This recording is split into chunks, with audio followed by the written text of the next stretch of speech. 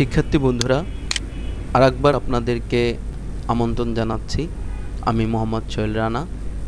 তো এখন আমরা যেই কমান্ডটি শিখব, দেখুন এইখানে আমি ক্লিক করছি, অর্থাৎ বুলেটস যে আমাদের বাটনটি আছে এইখানে ক্লিকের মাধ্যমে আমরা যে কোনো ধরনের বুলেটস সিলেক্ট করতে পারবো। তো যে কোনো একটি বুলেটস আমরা সিলেক্ট করলাম। সিলেক্ট করার পর আমরা দেখুন সেটি আমাদের লাইনের প্রথমে চলে আসছে। তো আমরা যদি এখন লিখি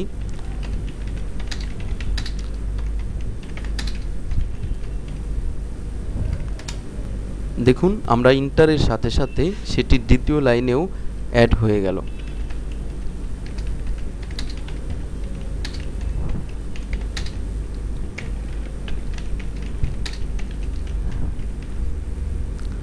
এখন ইন্টার দিলে এইভাবে আমরা একটি লাইন শেষ করার পর যতবার ইন্টার প্রেস করব ততবার আমাদের বুলেটসটি আসতে থাকবে। এখন কথা হচ্ছে, আমি যদি এই বুলেটসটি বাদ দিয়ে দিতে চাই তাহলে কি করতে হবে? তাহলে কিবোর্ড থেকে আমি দুইবার ব্যাকস্পেস চাপার মাধ্যমে এটিকে বাদ দিয়ে দিতে পারি। আমি এই মুহূর্তে দুইবার ব্যাকস্পেস চাপছি, একবার দুইবার।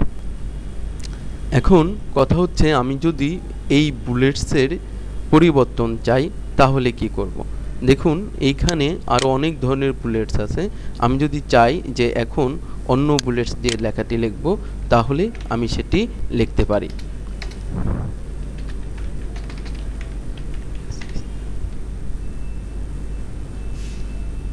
এছাড়াও আমি যদি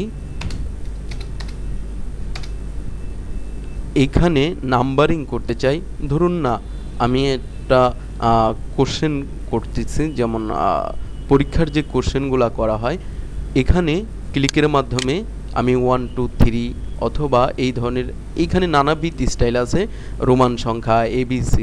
আমি যেই স্টাইলটা পছন্দ করব সেটির মধ্যে ক্লিক করব। তো আমি ক্লিক করলাম। ক্লিক করার পরে আমি যদি কোশ্চেন করার জন্য লিখলাম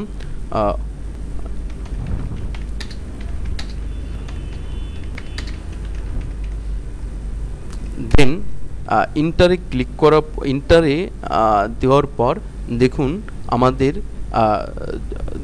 2 3 এইভাবে আমাদের আসতেই থাকবে। আমরা যতবার আমরা করতে থাকব এভাবে আসতেই থাকবে। তো আমরা এভাবে